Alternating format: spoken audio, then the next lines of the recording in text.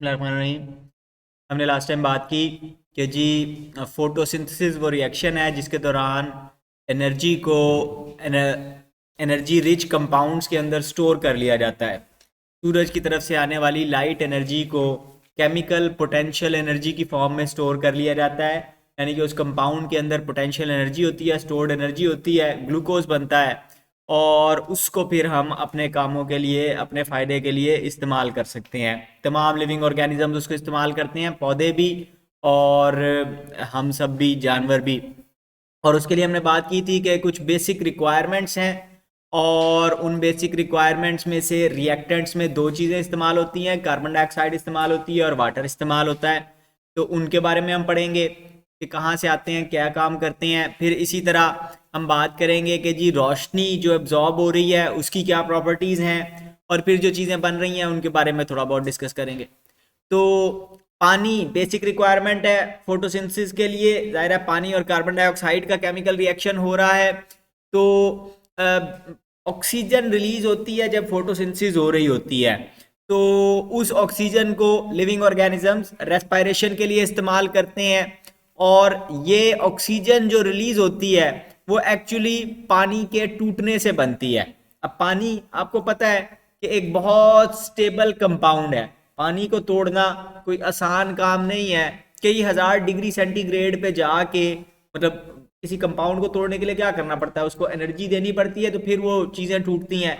तो कई हजार डिग्री पे जाके पानी का एटम टूटता है।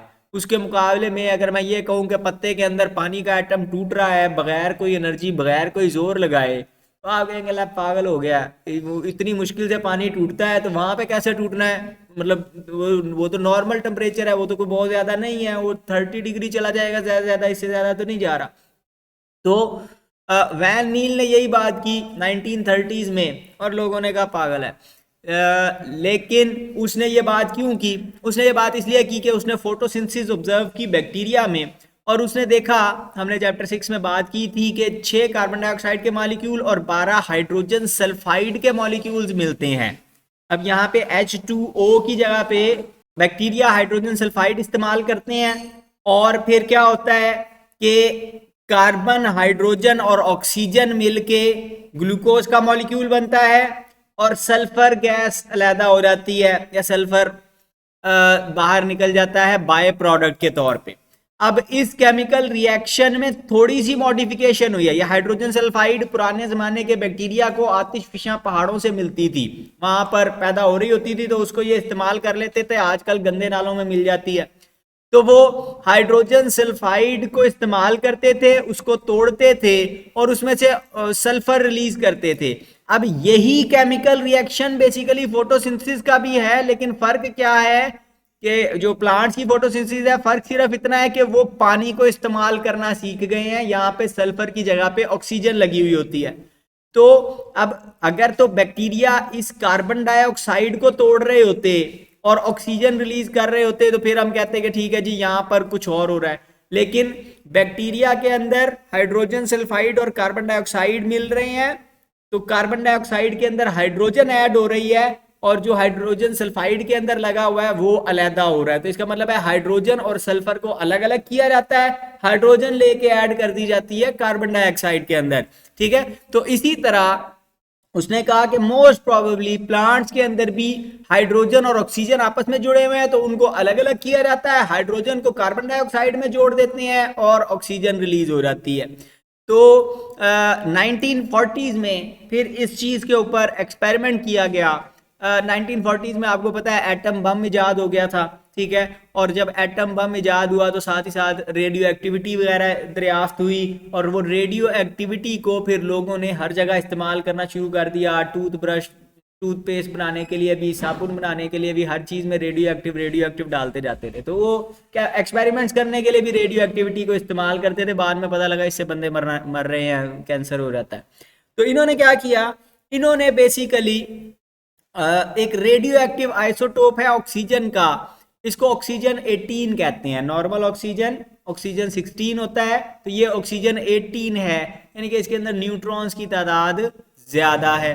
अब ये ऑक्सीजन 18 की खास बात ये है कि आप आम ऑक्सीजन, हवा में से ऑक्सीजन ले लें, उनको बड़ी जोर से, हमने बात की थी अल्ट्रा सेंट्रीफ्यूगेशन की, कि आप बहुत जोर से घुमाएं, इतनी जोर से घुमाते हैं कि एटम भी अलग अलग हो जाते हैं। ठीक है, तो 16 वाले एटम हल्के होंगे, 18 वाले एटम भारी होंगे, तो वो अलग अलग हो जाएंगे। तो 18 वाले एटम आप निकाल लें और फिर फॉर एग्जाम्पल किसी ऑर्गेनिज्म को उसमें सांस लेने दें, तो जहां जहां उसकी बॉडी में ऑक्सीजन जाएगी, आप उसकी एक्सरे लें तो वहां पे ऑक्सीजन चमकती हुई आपको नजर आएगी, क्योंकि वो रेडियो एक्टिव है।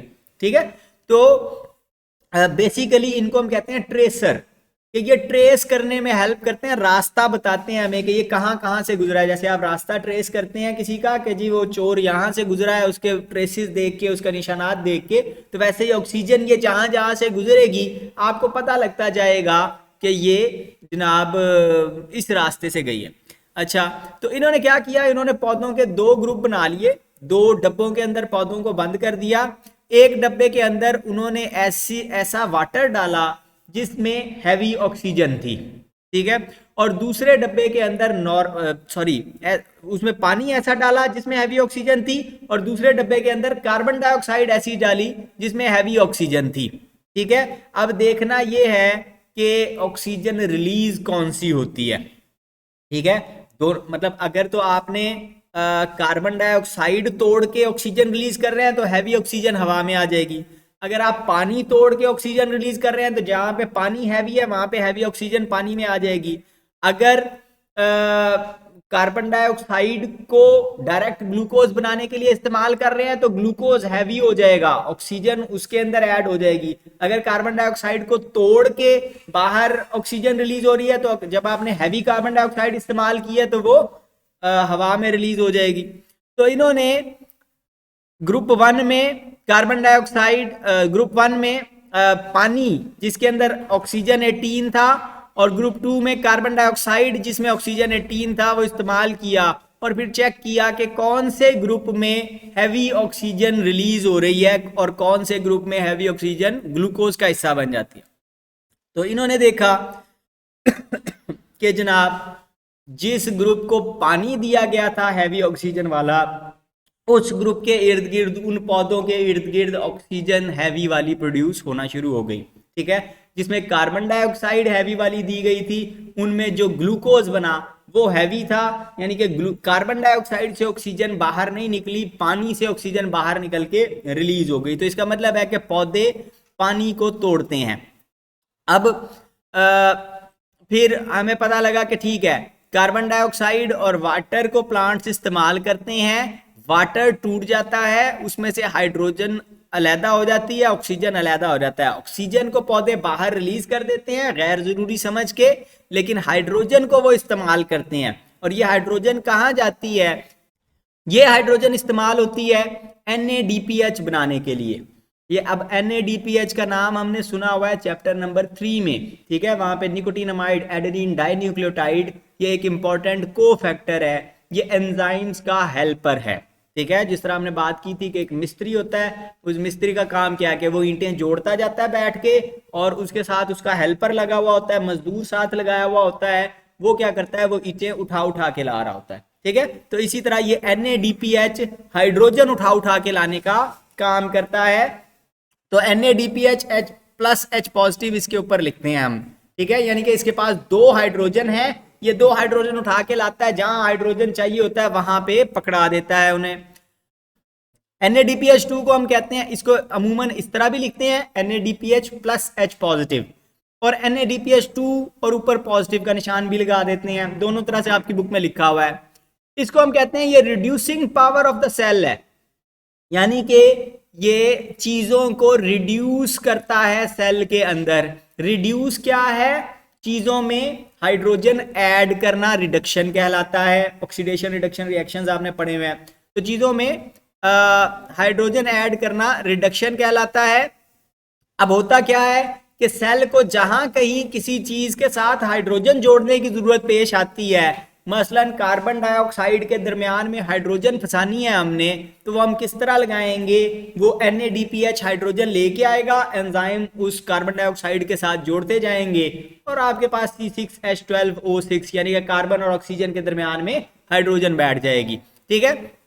तो ये एटीपी के साथ प्रोड्यूस होते हैं और ये लाइट रिएक्शंस के दौरान प्रोड्यूस होते हैं। लाइट रिएक्शन से मुराद वो वाले रिएक्शंस जो रोशनी की मौजूदगी में होते हैं, उस दौरान एटीपी और NADPH2 बनते हैं। और ये डार्क रिएक्शन के दौरान, यानी कि डार्क रिएक्शन से मुराद वो वाला रिएक्शन जो रोशनी के बगैर चल जाता है, तो उस दौरान कार्बन डाइऑक्साइड को रिड्यूस करने का काम करता है NADPH।